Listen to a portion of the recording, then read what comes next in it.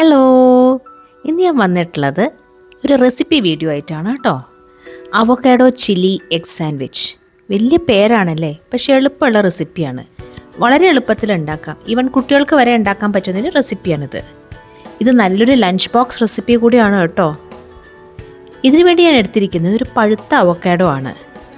Avocado നിങ്ങൾക്കറിയാം, അതിൻ്റെ പേരാണ് ബട്ടർ ഫ്രൂട്ട്. പേര് പോലെ തന്നെ ഫുൾ ബട്ടറാണ്, ഫാറ്റാണ്. പക്ഷേ ഹെൽത്തി ഫാറ്റാണ്. നമ്മുടെ ഹാർട്ടിന് വളരെ ഹെൽപ്ഫുള്ളായിട്ടുള്ളൊരു ഫ്രൂട്ടാണ്, വളരെ നല്ലൊരു ഫ്രൂട്ടാണിത്. ധാരാളം വിറ്റമിൻസും മിനറൽസും അടങ്ങിയിട്ടുണ്ട്. ഒരു സ്പൂൺ വെച്ച് ഞാൻ സ്കൂപ്പ് ചെയ്തെടുത്തിട്ടുണ്ട്. നന്നായിട്ട് ഉടച്ചെടുക്കുക.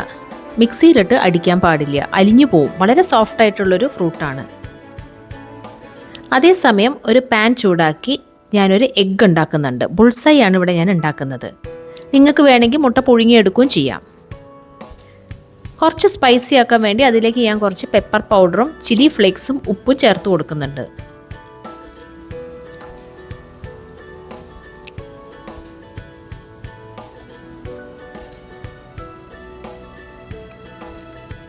ഈ എഗ്ഗ് ഉണ്ടാക്കി അതേ പാനിൽ ഞാനൊരു സാൻഡ്വിച്ച് ബൺ എടുത്തിട്ടുണ്ട്.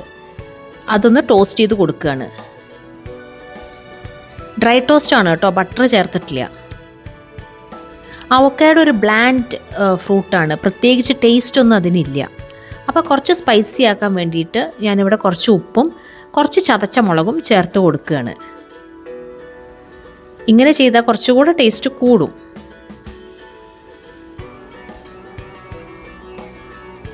ഇതിലേക്ക് ഞാൻ കുറച്ച് വെജിറ്റബിൾസും കൂടെ ചേർക്കുന്നുണ്ട്. ഒരു ടൊമാറ്റോ, കുറച്ച് ലെറ്റ്യൂസ്, കുറച്ച് ഉള്ളി. നമുക്ക് എന്ത് വെജിറ്റബിൾസ് ആണോ കയ്യിലുള്ളത് അത് ചേർത്ത് കൊടുത്താൽ മതി. ഇത് വേണമെന്ന് നിർബന്ധമൊന്നുമില്ല. ബണ്ണിലേക്ക് നമ്മൾ ഈ അവോക്കാഡോ ഒന്ന് സ്പ്രെഡ് ചെയ്ത് കൊടുക്കുക.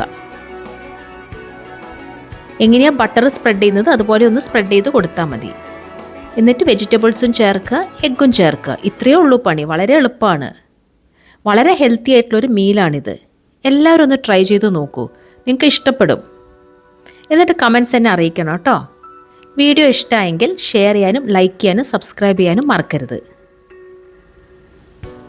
വീണ്ടും ഒരു പുതിയ വീഡിയോ ആയി അടുത്ത് തന്നെ കാണാം. അതുവരേക്കും എല്ലാവർക്കും ബൈ.